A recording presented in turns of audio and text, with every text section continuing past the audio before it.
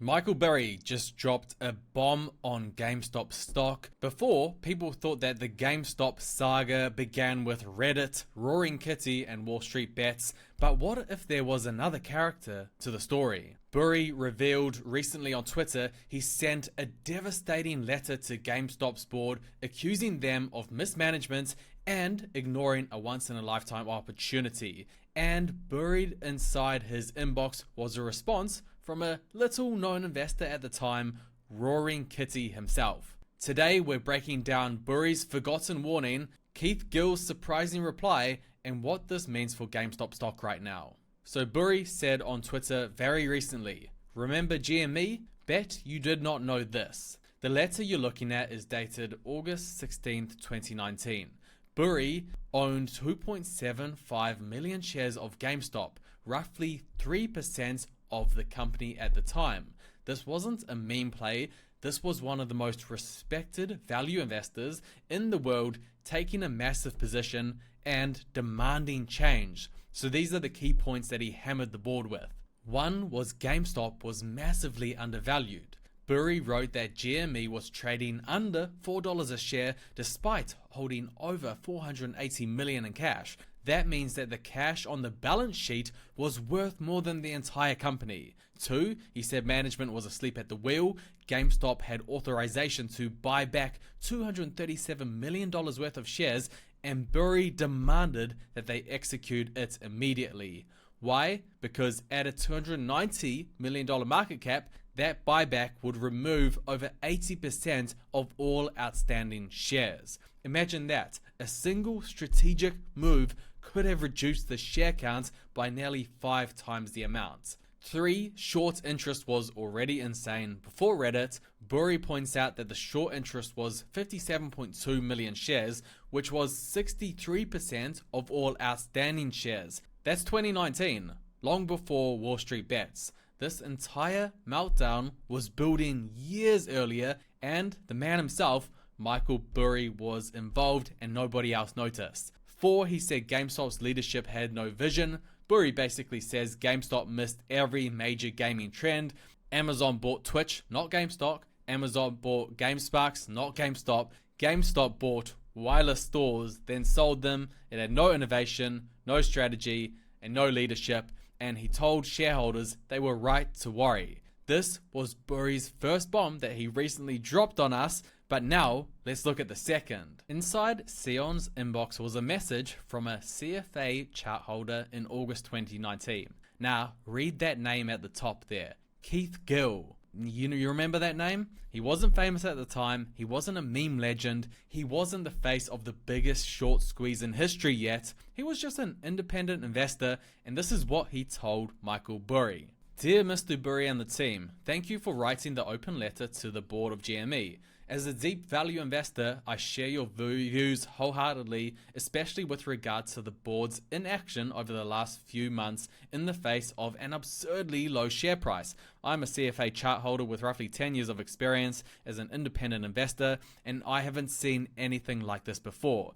As you know, usually such price action characterizes companies that are on their way to bankruptcy. Indeed, technical analysis has benefited me the most by steering me clear of such companies. Yet these past few months, I find myself averaging down into the equity and leaps of a company with one of the ugliest POS charts I've ever seen. It's times like these when my value first mentality manifests most clearly." So this shows something crucial. Rory Kitty wasn't gambling, he wasn't YOLOing in, he wasn't doing any meme stock hype in 2019, he was making a deep value investment with someone that he clearly looked up to, Michael Burry. This is the earliest recorded evidence of Keith Gill's GME thesis, and it directly connects him to Michael Burry. But there was also another guy that Burry was connected to. Another thing that he tweeted was one where he shows that he was in talks with Ryan Cohen way back in 2021. The letter reads, "Hi Dr. Burry, hope this message finds you well. My name is Ryan Cohen, and I am the founder and former CEO of Chewy.com. I am also a large holder of GameStop and have enjoyed hearing your thoughts in recent interviews. I'd love to jump on a call to talk about the company with you. Best, Ryan." And then Michael Burry tweeted that he was not playing the game from afar at the time. He was an owner, and not a passive one, but an active one, making direct changes to GameStop the company. He wrote to the board, CEO calls on chairman of the board, Daniel, to request the resignations of the 4 long-time board members listed below. He gives the 4 names of the 4 board members. He said, GameStop does not need ghosts of the past protecting a legacy of poor capital allocation and thin oversight at this point in time. These 4 directors oversaw and rubber-stamped the ill-fated transformation of GameStop from the leading global physical video game retailer into a global family of specialty retail brands by building online and digital platforms and expanding the company's efforts beyond the video game category to include a portfolio of AT&T Wireless and Apple Technology retail brands through its acquisitions of Spring Mobile and Simply Mac. The board appears to have fiddled while Rome burned.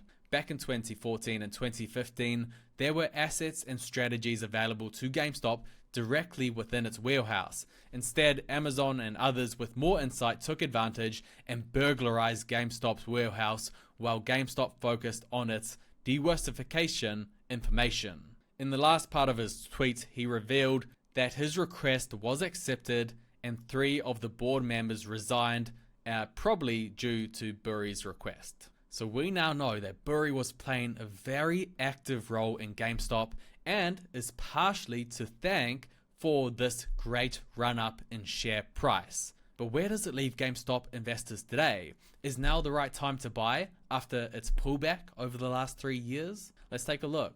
So as you can see, over the past 3 years, GameStop is down 57%. But the key thing to note is sales for the company is actually down too. Look, GameStop sales 2023, 5.9 billion, and now the sales have dipped to 3.85 billion. So they've gone down 2 billion. But let's look at net income, which is in some ways more important because income is profit. Net income is profit. So 2023, they made minus 300 million in profit, and now they're up to a positive 360 million. So the site I'm using is Forecaster, and you can click the link in the description if you want to use it too. If you go to their fundamentals section, you can get an even more detailed view of GameStop stock. So this is revenue. So this goes all the way back to 2005. So you can see that revenue went up and up and up, up and up and up. And then since 2017, revenue has gone down, which normally is a really bad thing for a company.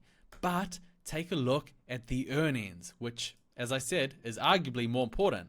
So yeah, net income, they're making solid profit for those years back 2005 to 2011. But since this 2018, they lost a ton of money. And since all 2019, 2020, 2021, and 2022, they were just losing money. But now they've got a beacon of hope, which is their trailing 12 months of net income has been 360 million. So this, is basically the same as what they were getting in the past. And that's increased from 130 million the year before and 7 million the year before that, and from negative before that. So it's on a pathway up. If they can maintain this net income, we can look at their price right now. The market cap is 10 billion, so that gives it a PE ratio of 28, which is pretty reasonable for where the market is sitting. But imagine they can grow that 300 million into 400 million, 500 million, even doubling it to 600 million. That would lower the PE to 15, and that could make this company a sneaky sleeping giant if Ryan Cohen is able to keep increasing the earnings figures. So let's see if they can do that.